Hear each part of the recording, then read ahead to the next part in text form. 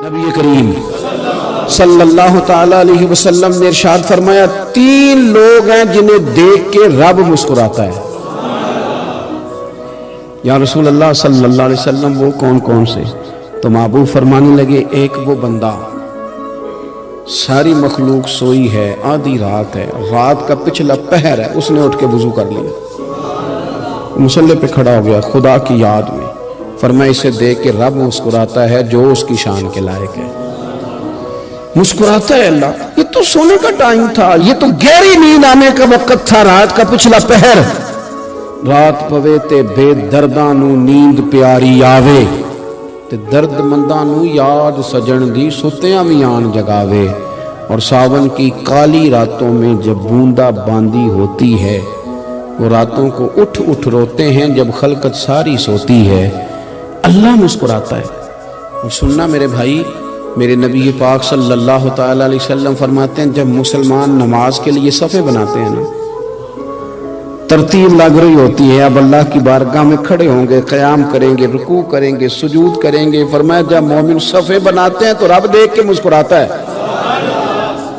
مسکراتا ہے۔ کمال ہو گئے عروج بندگی کا، جب بندے کو دیکھ کے رب مسکرائے، خدا بندے سے خود پوچھے بتا تیری رضا کیا ہے، مسکراتا ہے۔ اور میرے نبی پاک علیہ السلام فرماتے ہیں، جب مجاہد جہاد کے لیے صفیں سیدھی کرتے، آج تو یہ رب کے نام پہ مرنے ہی آ گئے، یہ صفوں میں کھڑے ہوں گے، ترتیب سے لڑیں گے، ترتیب سے گلا کاٹیں گے کافروں کا یا شہادت لیں گے۔ فرمایا جب جہاد کے لوگ صفیں بناتے ہیں تو رب انہیں دیکھ کے مسکراتا ہے۔ کتنے نصیبوں والا وہ بندہ ہے جسے دیکھ کے مسکرا دیا۔ او یار، کبھی تیرا بیٹا تیرے سامنے مسکرائے نا چھوٹا، تو تیرا دل باغ باغ ہو جاتا ہے۔ تیری ماں بیمار کسی ایک دن صحیح طرح ہنس پڑے تو طبیعت خوش ہو جاتی۔ مجھے بتاؤ نا، جس کا رب بھی اسے دیکھ کے ہنس پڑے، جو اس کی شان کے لائق ہے، کیا اس بندے کے نصیبیں ہیں، کیا اس کے مقدر ہیں۔ او یار، رات کو توبہ کر کے سونا چاہیے ہمیں۔ کچھ غلطیاں ہم کرنا نہیں چاہتے پر ہم سے ہو جاتی ہیں، کچھ دل ہم توڑنا نہیں چاہتے پر وہ ٹوٹ جاتے ہیں، ہماری مجبوری ہوتی ہے ٹوٹ جاتے۔ رات کو اس کی بارگاہ میں ہاتھ باندھ کے، کشکول طلب دراز کر کے خوب استغفار پڑھنا چاہیے کہ مالک بندے ہیں نا، کیا کریں، نفس کا ساتھ ہے، دنیا کا ساتھ ہے، خواہشات نفسانیہ، مالک معاف کر دے۔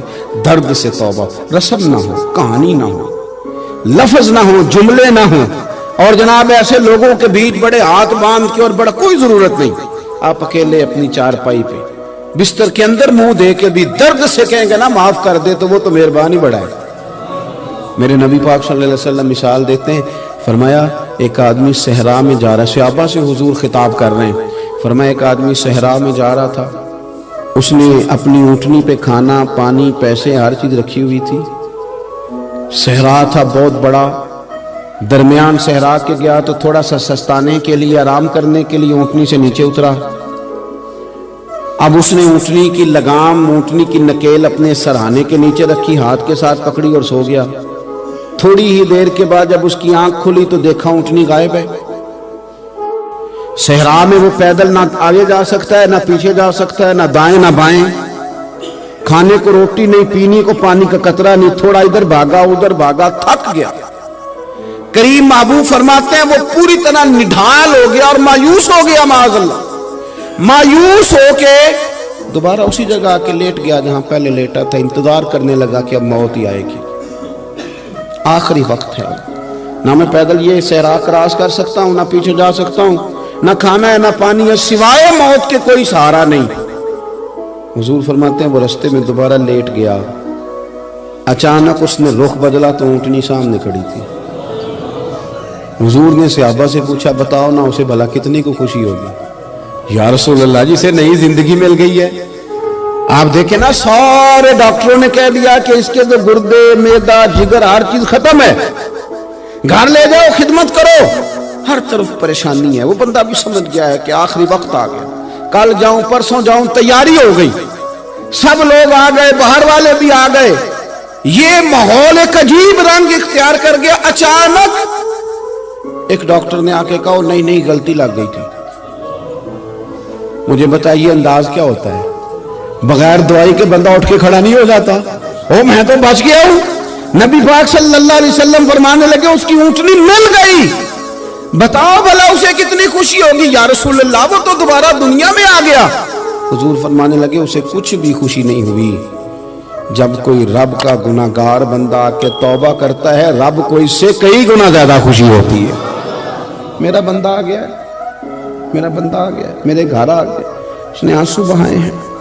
उसने कहा अल्लाह मैं तेरा ही रिज़्क खाता हूँ, तेरी ही जमीन पे रहता हूँ, तेरे नाम से मेरी सांसें चलती हैं। वो आ गया। फरमाया उस ऊंटनी वाले से ज्यादा रब को खुशी होती है जब गुनाहगार आके तौबा करते। गुनाहगारों के आंसू उसकी बारगाह में बड़े मकबूल हैं, लेकिन हम रस्म अदा करते हैं, तौबा नहीं करते। हम अपने आप के साथ धोखा करते हैं, झूठ बोलते हैं। हम बंदा कोई नाराज हो जाए तो हमें को नहीं नींद आती, उसके घर चले जाते हैं। हम अपने सारे रिश्तों को, ताल्लुकात को मेंटेन करके रखने के आदी हैं। हमें पता है कि वहां मैं नहीं जा सका तो बेटा भेजता हूं, फलां शादी पे मैं नहीं जा सका तो भतीजा भेजता हूं, भाई भेजता हूं। हर ताल्लुक का हमने ख्याल रखा कोई रूठ ना जाए। लेकिन कमाल है ना, ये नहीं सोचा कि अगर रब रूठ गया तो, जब वो रूठ जाए ना तो सारे रिश्ते भी बंदे के पास मौजूद हों तो कोई करामत नहीं होती।